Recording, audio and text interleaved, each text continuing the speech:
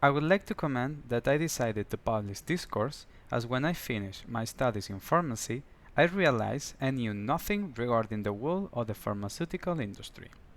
I knew I didn't want to work on a commune pharmacy, but I really didn't know what the pharmaceutical industry was, what job opportunities were available for me, how is it structured, what regulations do they follow, what are the correct behaviors, and that is why, through this course, I would like to answer all these questions and present the basic notions of the pharmaceutical industry, so you can understand how is it controlled, whether if you are currently working in a laboratory, if you would like to apply to a position and want to be more prepared, or if you are simply interested in the topic. I will introduce the main departments which you can find and the applicable regulation. This training can be part of the training that the personnel receive, operators, technicians, managers, both when they are hired or as a refresh, since all employees of the pharmaceutical industry must follow the same guidelines, the GMP. And without further delay, let's start. Here we have the index. The course has a total of 10 main sections, but don't worry, they are not very extensive. First of all, we will define the GMP and explain why they were created and why they are so important. Next, we will talk about their location, so you can have access and what is their structure.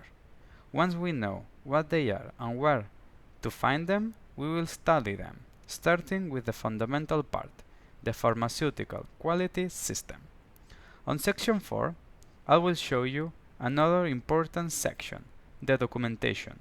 What documents should be available and how to record this information. On part 5, we will discuss how facilities and equipment should be managed.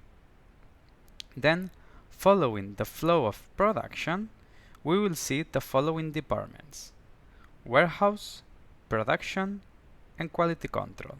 Finally, as most of the activities are carried out by employees, we must present how personnel should behave and its qualification. Those 9 sections are the main parts of the GMP.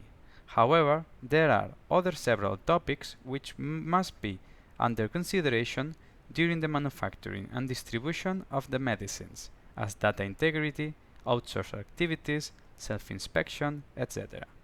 All these topics will be presented on section 10. This is all for the introduction. I have created a quick clarifications to put us in context before starting. Take a look at them before starting with section number 1. See you in the next video.